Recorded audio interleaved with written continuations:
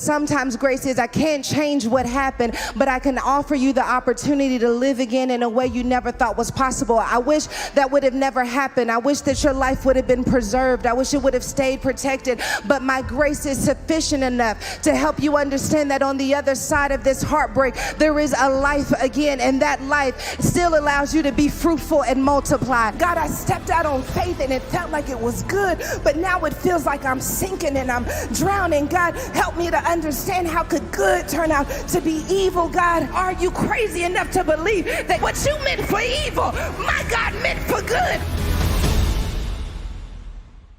His grace towards me was not in vain, but I labored more abundantly than they all.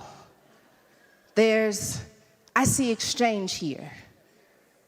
I am the least of them, but God gave me the grace of God. I am what I am. He changed my identity. And then when he changed his identity, when he changed my identity, says Paul, when he changed the way that I saw myself, when he changed the way I saw what he was doing in the earth, I decided that his grace toward me would not be in vain. Because grace comes with a responsibility. Because I don't feel entitled to grace just because you allowed me to have grace on credit.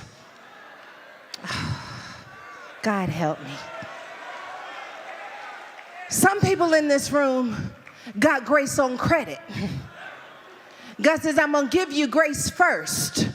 And then when you step into the grace, I want you to live in such a way that I know that my grace was not in vain, that you recognize what this is. Because if you recognize what this is, you won't do that again. That's why we can love people with grace for real. I don't have to condemn you to make sure you don't make the same mistake over and over again. I just got to be so good to you that you never want to be bad to yourself again. I just got to be so good to you that you never want to go back to who you were before. It is the grace of God, the goodness of God that kept showing up in his life that says, now I feel obligated. What can I render unto you, God, for all that you have done to me? I feel obligated. I am a slave to the gospel, not because I did everything right, not because he actually chained me, but because he kept chasing me with his grace. And I finally turned around and I said, God, don't you know I'm raggedy? God, don't you know I'm bad? God, don't you know you could get somebody else, but you keep chasing me into this bar. You keep chasing me into this strip club. God, what is it that you want with me? God, what is it that you can do with these?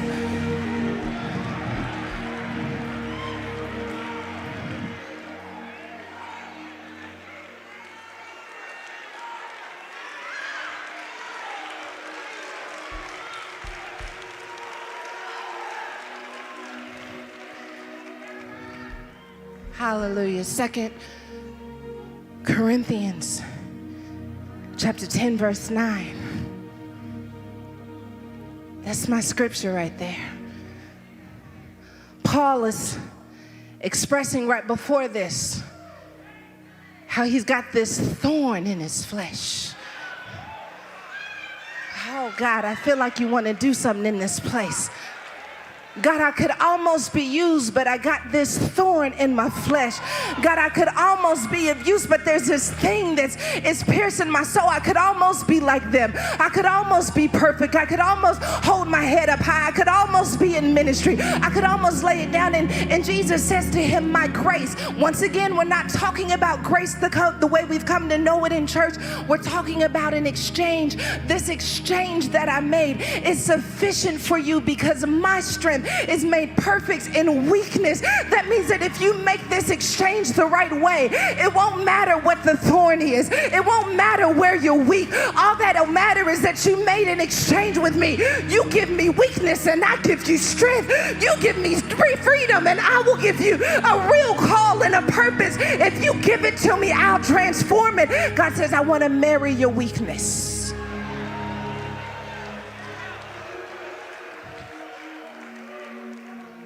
Put it back on the screen for me. I want you to give me your weakness.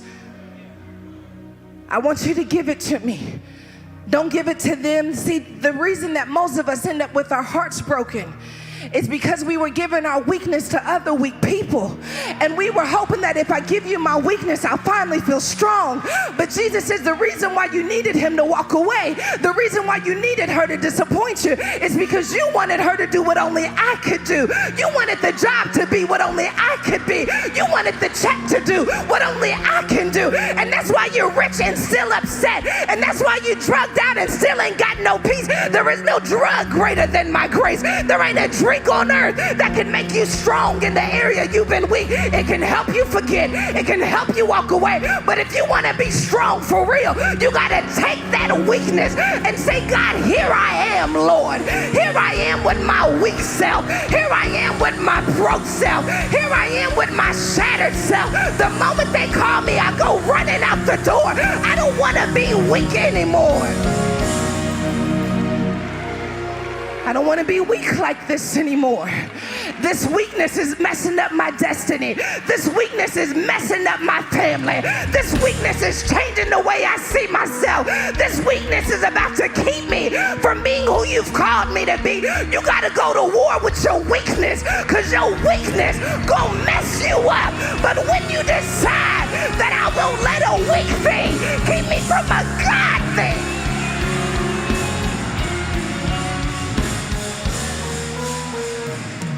the weakness, it's in the way. It's in the way. That weakness is in the way. And you don't just get it out of the way by ignoring it. And you don't get it out of the way by pretending you're going to be confident in the place where you are weak. You can't affirm yourself out of this weakness. You can't post yourself out of this weakness. The only thing you can do with a weakness is yoke it up to something stronger than the area where you're weak. His name is Jesus. Oh God, I didn't got his name.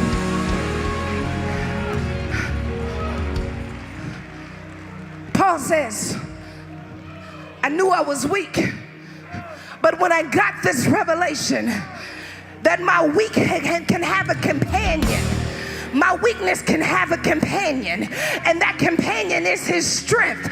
When I got that revelation, I did something crazy. I started boasting in my infirmities, because the more I boast about it, the more he breathes on it, and the more he breathes on it, the power of God rests upon me.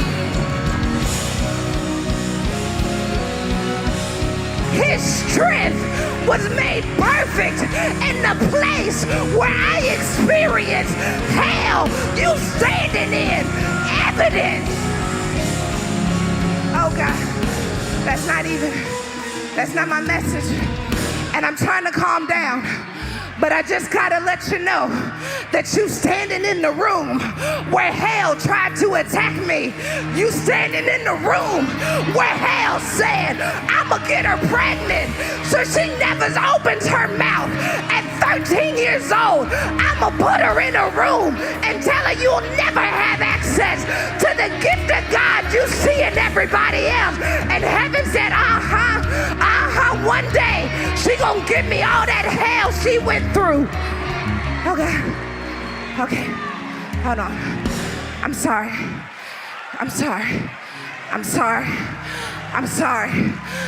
if you visited for the first time. I'm sorry. You don't even know me like that. But let me tell you something. I know something about the grace of God. I know something about the goodness of God. I know I don't have no business in this place. Okay.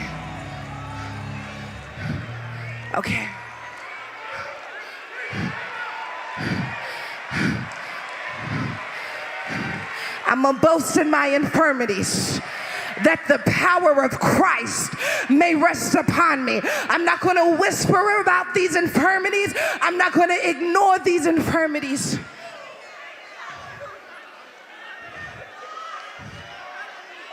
I'm going to make an exchange.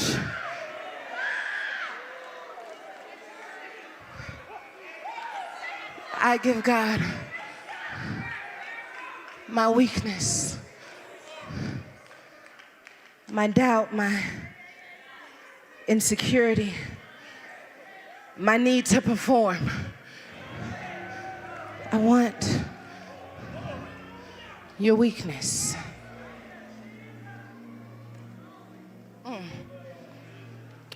goodness. This exchange that we make with God requires that we really see the little bit of value that we bring. I have to tell you, culturally, this is challenging because culturally, we do live in a world that requires we find our confidence,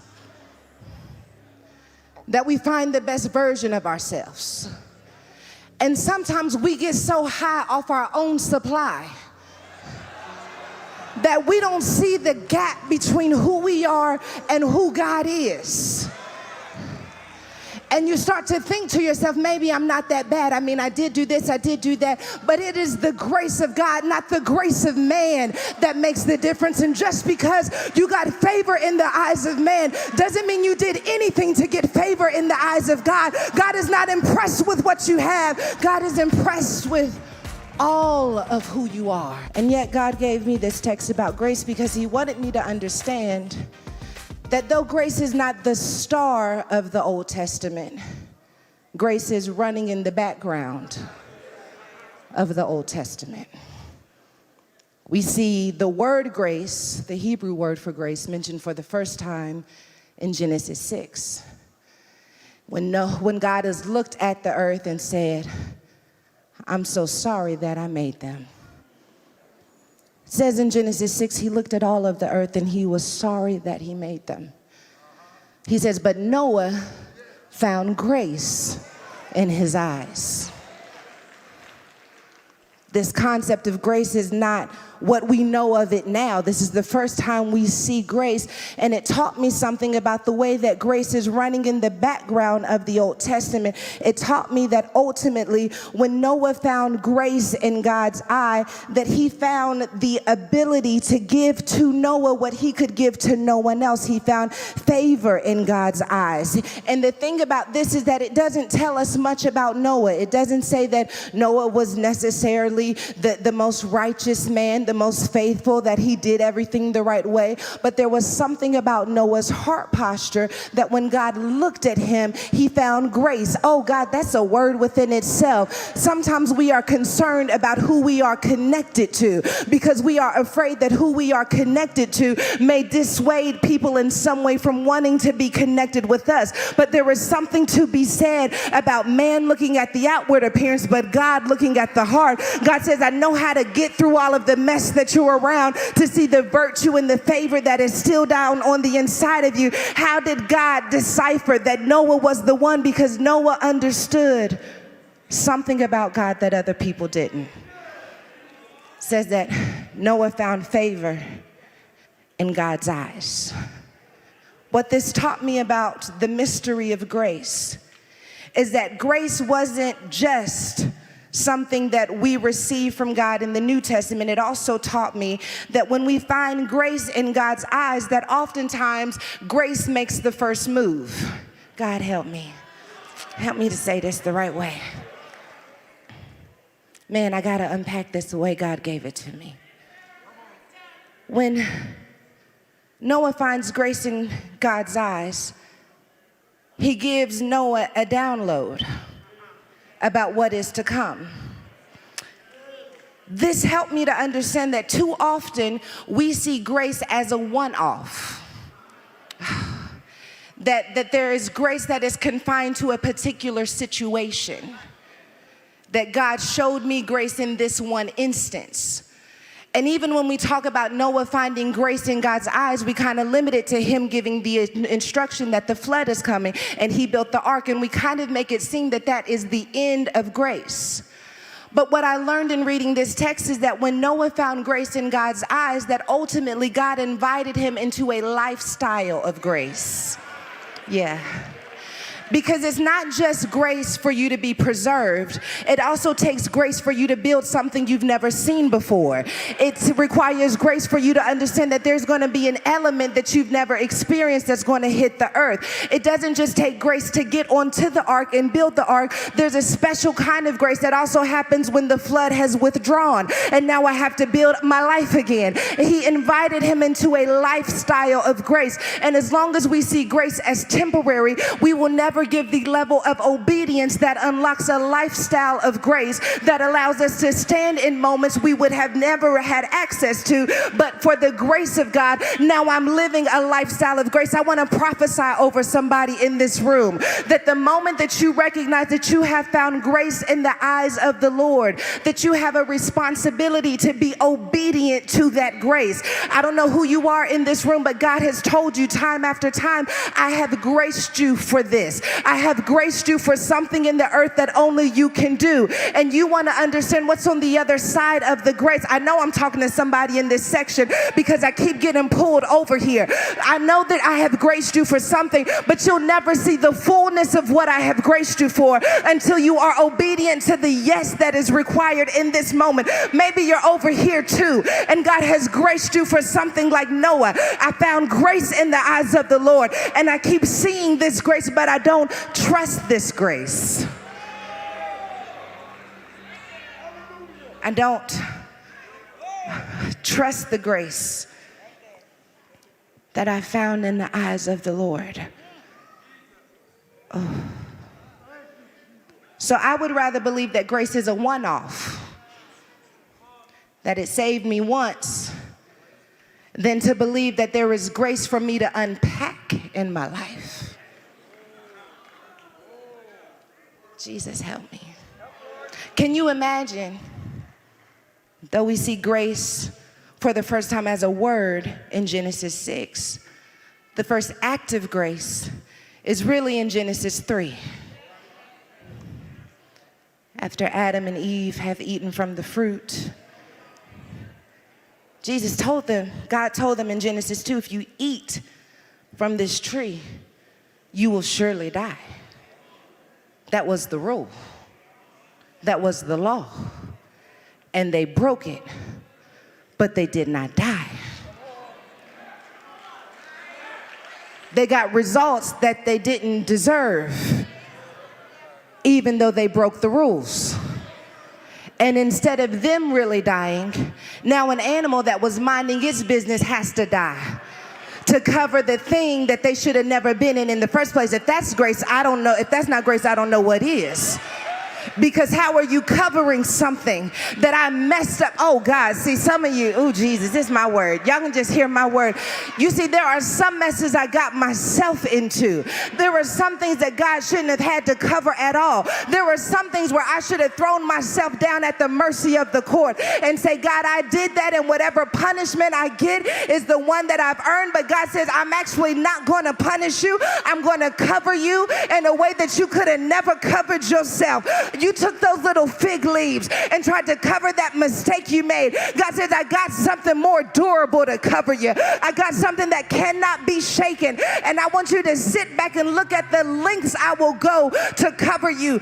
God took an animal that did nothing wrong at all, but said, because I got to cover my child, I'm going to tell you this, and it might be a little bit, I don't know, it might be a little bit wrong to tell you, but I want you to know that there were people who will end up paying the consequences for what you did. And that's how you know that the grace of God is with you, because it really shouldn't have been them that lost their job. You owned up to the mistake and everything, but some kind of way God still preserved you. There were people who end up paying consequences for things that you should have been paying the consequence for. Some of you ought to be in jail. Some of you ought to be in the hospital. Some of you ought to be on food stamps and working from check to check, but somebody else is paying for consequences that didn't have anything to do with what they did. But because God said, for some reason, I'm going to cover you, and I'm going to. What I find interesting about this, in Genesis, when God shows them grace by slaughtering this animal to cover them, he does kick them out of the garden. And it proves to me that a version of their lives did die. Their life itself didn't die. But there was a version of life as they knew it that ended in that moment. It helped me understand another mystery of grace that I think is important for all of us to know. That even though life as you know it may have ended, maybe you're not in the same city, maybe that person is never coming back to life. Grace is not always about keeping that life alive. Sometimes grace is about showing you how to live again in a new world.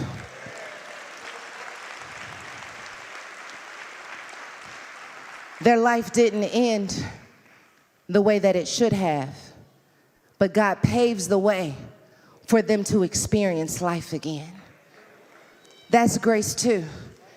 Is that you can have joy again, that you can have peace again. Not that the situation goes back to being what it was, but sometimes grace is, I can't change what happened, but I can offer you the opportunity to live again in a way you never thought was possible. I wish that would have never happened. I wish that your life would have been preserved. I wish it would have stayed protected, but my grace is sufficient enough to help you understand that on the other side of this heartbreak, there is a life again, and that life still allows you to be fruitful and multiply, and that life still allows you to have dominion. I got a plan, and this is why we've got to acknowledge that grace does exist in the Old Testament, because Jesus was the lamb slain before the foundation of the world, which means that even in Genesis and even through all of the Old Testament, when we see God giving chance after chance after chance, that what we're really seeing is him setting up a template of grace where you don't always do the right thing and you don't always get the right yeses, but because I so believe in who you can become, I'm going to show you that there's life after mistakes. I'm going to show you there's life when you should have been dead. There are some of you in this room who are sitting next to a corpse and you don't even know it, but because God allowed them to live again, that thing that is sitting next to you is someone who has been resurrected. That thing sitting next to you is someone who had suicidal thoughts and thought, I shouldn't be here. You sitting next to a corpse. I didn't even want to live to see another day, but for some reason the grace of God gave me another chance, and now the life that I'm living is really not my own. The life that I'm living is the life that I was resurrected to embody. The life that I'm living is the life that God said, if you can just hang on and survive, I'm going to bring you back to life. I want to prophesy to somebody in this room, and you've been feeling like you're on your last leg. You've been feeling like this life is over. You've been feeling like there is nothing else for you to do in the earth because you've made so many mistakes, because you've been the victim of so many mistakes. And I hear God saying that I can bring you back to life. I hear God saying that resurrecting power, there's grace on the other side of this for you to live again. I don't know who stole from you. I don't know who betrayed you. I don't know what betrayal you allowed to happen on your own. But I hear God saying that there is life after your shame. There is life after your heartbreak. There is grace for you to live again. I dare you to take a deep breath and let the devil know you should have killed me when you had the chance, but for some reason he keeps breathing air into my lungs. I hear God saying that your breath is a threat to the enemy, because your breath is a reminder that my grace is still sufficient. Your breath is a reminder that though he slay me, I can still trust in him. Your breath is a reminder that he's not finished with me yet. My story is still being written. Heaven is still rejoicing when I wake up in the morning. Hell tried to unleash hell on me, but heaven kept pulling me back. Heaven kept chasing me down. I think I'm gonna go on and live again. I think I'm gonna go on and try again. I think I'm gonna go on and elect myself to get back in position so that I can become all that God has called me to be. I think I'm gonna try anyway. I think I can still be fruitful. I don't know who you are. You've been in a drought, but I hear God saying get ready for rain, because the moment you get a revelation that my grace sees past your drought, I'm going to unlock the windows of heaven and I'm going to pour you out a blessing that you don't have room enough to receive. What is that blessing? That blessing is getting your mind back. That blessing is getting your heart back. That blessing is getting your hunger back.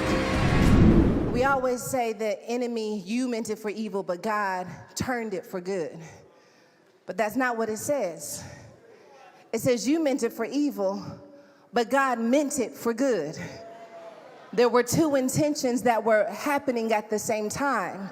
So when we say that God turned it, it makes it seem like it did start off evil, but then God turned it around. No. Genesis 50:20 actually points out that it's not that God turned it. It's just all while they thought it was evil, I actually thought it was good. I'm reminded of Jesus on the cross when he said, "Forgive me, Father, for they know not what they do." They think that they're doing something that's good, but I actually know that it's going to be even better, because when you get finished with it, they think it's evil, but when you get finished, they're going to see that it was actually good. There is something powerful about knowing that there are two intentions moving at the same time. And so I want to know, Potter's House, which narrative are you going to buy into? Are you going to buy into the narrative that that they meant it for evil, and there's a period on what they meant for evil, and that if God's going to change it, he's going to have to turn it? Or are you crazy enough to believe that God doesn't even have to turn it? That even, oh God, I feel like I know you mean one thing, but God means another thing. So you can keep your intentions. God doesn't have to change it. You can mean it for evil. God still means it for good. You can talk about me all you want to, but God still means it for good. I didn't have to get the job. It felt like it was evil that I didn't get the job, but God must have meant it for good. It felt like it was tragic that I went through the breakdown, but God meant it for good. I got to hang on to this truth that God meant it for good, because my mind is trying to convince me that God meant it for evil, or that God was not in it at all. But I am reminded, because of who he is, that he knows how to allow the wheat and the tare to grow up at the same time. And it is not until harvest season where the threshing floor will make the difference. The threshing floor is when we will separate what you meant for evil, my God meant for good. You thought I was going to stumble, but God says I'm going to pick you up. You thought it would kill me, but God says I know CPR. You're right, it took me out, but he's got resurrecting power. You meant it for evil.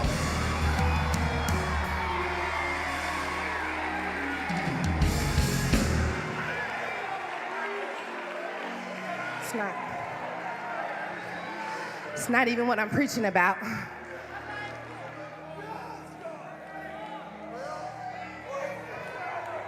What's up?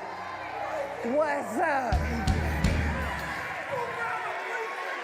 God. Yeah, I don't even know what that's about, but it feels like somebody got breakthrough. It feels like I'm trying to keep it tight, because we got a journey to go on. So I'm going to give somebody about 10 seconds to thank God that it's two intentions happening at the same time. You're right, it's evil, but God said you're also right, it's going to be good.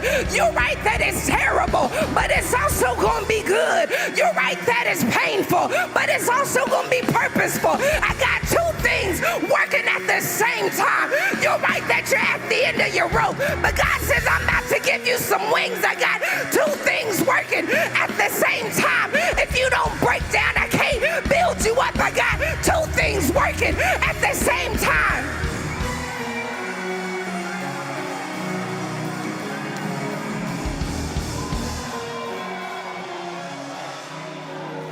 Woo!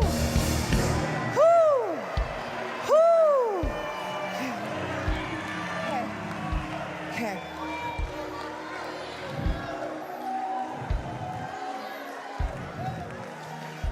What happens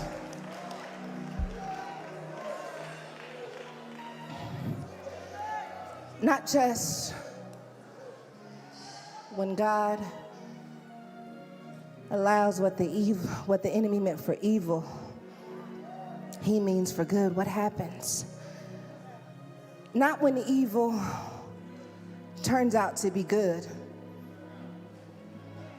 What happens when what's good starts to look evil?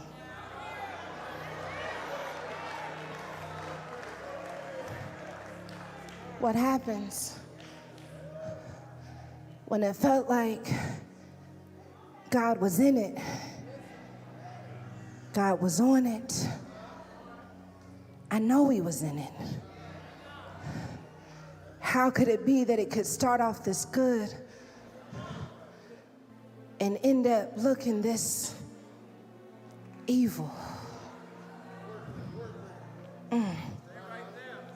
Told the truth, but now everything's on the line. I thought it was good. This is why he didn't want us to have the knowledge of good and evil, because now what was good has evil consequences. What was good has a consequence that makes me feel like maybe I should have kept it to myself. Maybe I should have just stayed. Maybe I should have never moved. Maybe I should have never trusted. Maybe I should have never did the therapy. Maybe I should have never spoken up. It started off good. My heart was in the right place. I knew that God was in it. I knew that he was going to see me through. God, I stepped out on faith and it felt like it was good, but now it feels like I'm sinking and I'm drowning. God, help me to understand, how could good turn out to be evil? God, you told me you'd bring my people to me, and now my people are walking away from me. God, you told me that you would prepare a table for me in the presence of my enemies, but now I'm hungry and I'm starving and I see my enemies eating. God, how is it possible that it started off good?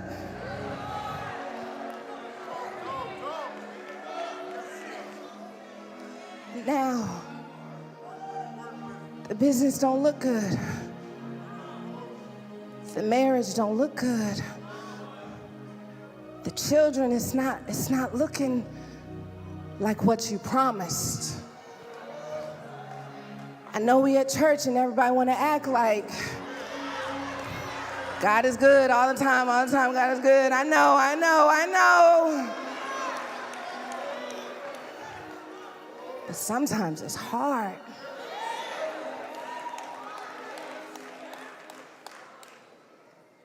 I'm reminded of the widow in 1 Kings 17, who is preparing to die with her son.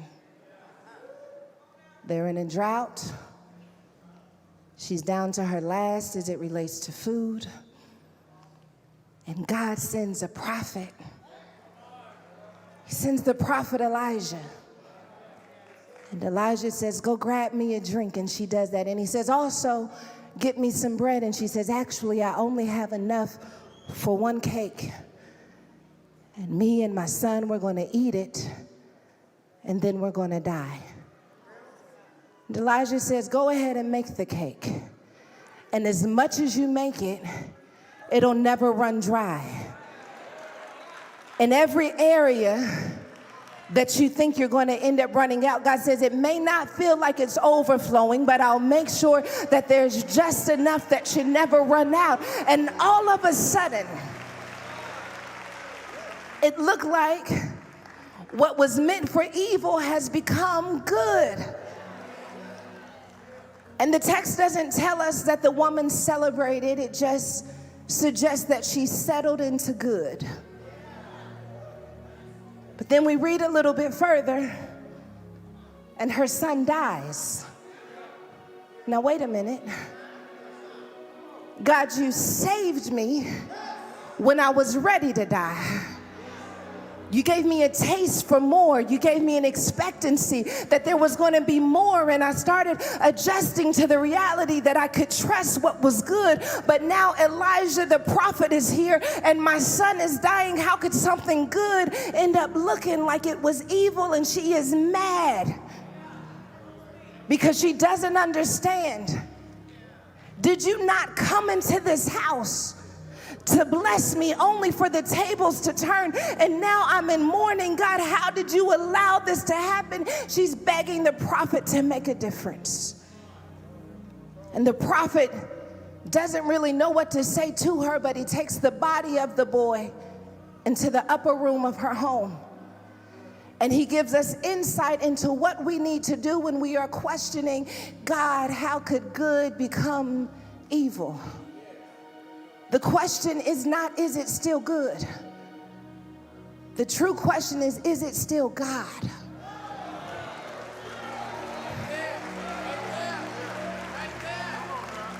Because I cannot trust the knowledge that I have of good and evil, sometimes I can't ask God, is it good? God, is it evil? Because my definition and your definition may be two different things. So maybe what I need to be asking instead is, God, are you still in it? God, are you still here? Because at the end of the day, I don't want to be outside of the will of God. I don't care how good it is. If it ain't God, I don't want it. I don't care how much money it is. If it ain't God, I don't want it. I don't want to just settle for good. I want to know, is it God? I can't trust my knowledge. My knowledge has been skewed. My knowledge has been hijacked by the culture. My knowledge tells me that sexing and drinking is the way to joy. I can't trust this knowledge that I have. But God, is it still God? Is it still God? Is it still God? Are you still in it? God, are you still in it? God, because if you're still in it, I'll still build it. God, if you're still in it, I believe you can breathe life into it.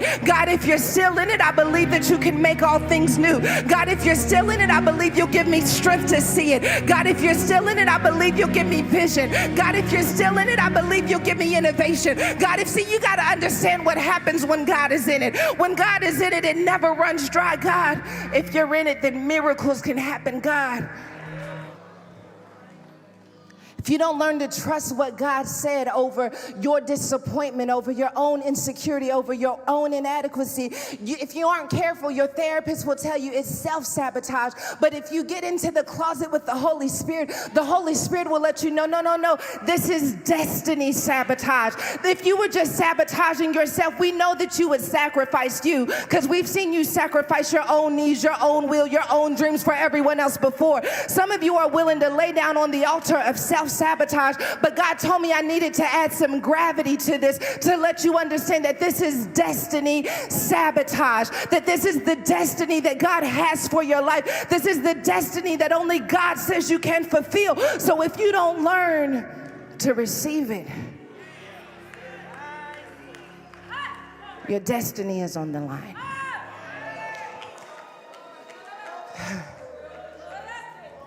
I've always wondered, I'm almost finished. Listen, I always wondered, Mary and Zacharias actually have similar responses when the angel of the Lord visits them and tells them that they're going to have children. When the angel of the Lord visits Mary, Mary says, "How can this be? Because I have not known a man." Zacharias doesn't quite say, how can this be, but he questions it too. But Zacharias ends up mute when he questions God. And Mary ends up free. The difference between what they asked, though, is Mary said, "How can this be?" And Zacharias says, "How can I know this?" One is about technicality. The other is about an inner knowing that I need to have in order to trust it. I wish I could say that the way God gave it to me.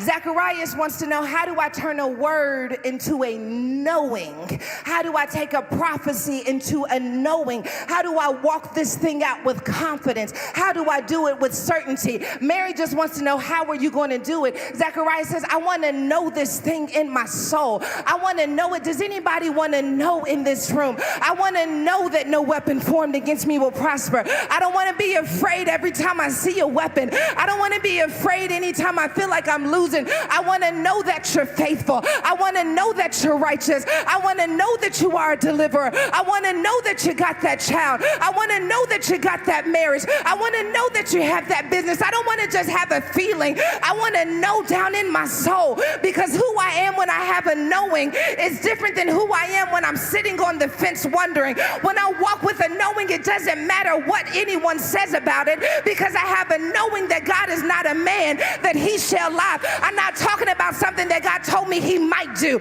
I'm not talking about something that God says maybe we'll see, maybe we won't. When God gives me a word, I want to possess that word. I want to take that word and I want to work that word with confidence and power and strategy and innovation, because I know if I do my part, that God says the rest of it is already taken care of. I want to talk to somebody who's been walking around around second guessing what God said, trying to understand how can I know this thing, and I want you to know. You got to know it.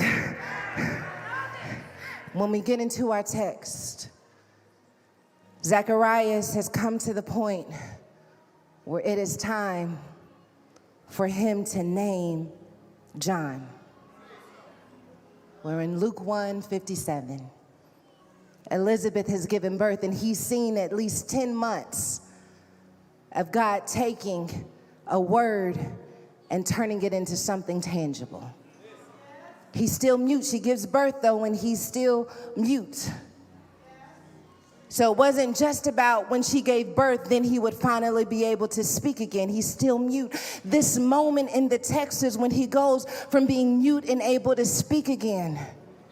And I recognize that part of the reason why this moment matters so much, this moment where he must confirm what John's name will be, it matters so much because he has to make sure that that word that has been concentrated, that word that received depth, that word that was perfected in him over time, we got to make sure that when it's time for him to actually release it into the world, when it's time for him to release it into his community, that he doesn't shrink it in order to fit in, that he doesn't get so prideful that he starts saying, well, I made it to this side, now I'll take over. No, I got to make sure that you stay mute long enough to make sure that when you open your mouth reflects what I said. That when you release your gift, that gift reflects what I said. I know some of you have been waiting to be discovered for so long, and you've been wondering, God, why is it that my voice has been silent? Why is it that I'm not the one who is out there doing it? And I see other people doing it, but I hear God saying, because I got to make sure that when I release you, that you release what I gave you and not what you wanted it to be. That you release what I gave you and not what they said it should be. That you release what I gave you and not what your mama said it should be and not what your cousin said it should be. I want to make sure that you don't lose what I gave you when it's time for it to be released. And it is important that Zacharias does this well, because Zacharias is John's forerunner. Somebody ought to preach this for Father's Day. But it talks about the role of a father in this text, to set an environment for his son to be all that he can be. This is the moment that everyone is waiting for, because what God gave him is going to shock the community. What God gave him is going to shock the culture. And if he doesn't set an atmosphere for his son to step into it, he's going to make it harder on his son than it has to be. But because he has decided that I'm going to do what God told me to do, he didn't even realize that his obedience was going to pave the way for his son to not have to work as hard as he had to work for. I want to talk to somebody who needs to understand that it's bigger than you, who needs to understand that the generations are coming after you. It is not just about you and your mouth and your praise. It's about the generations that are coming up behind you. Oh God, when I was studying this text, God told me, trying to stop hollering, God told me that Zacharias had to get to a place of knowing. He had to get to a place of being solid and steadfast. Because what John was going to do in the earth would be foreign and unknown. He would look like a wild man to everyone else. And if he didn't come to a place of knowing, he could not allow John to invade the earth with the unknown. God, help me to say this. You got to know it. Because when it comes out of you, it's going to look foreign. It's going to look unknown.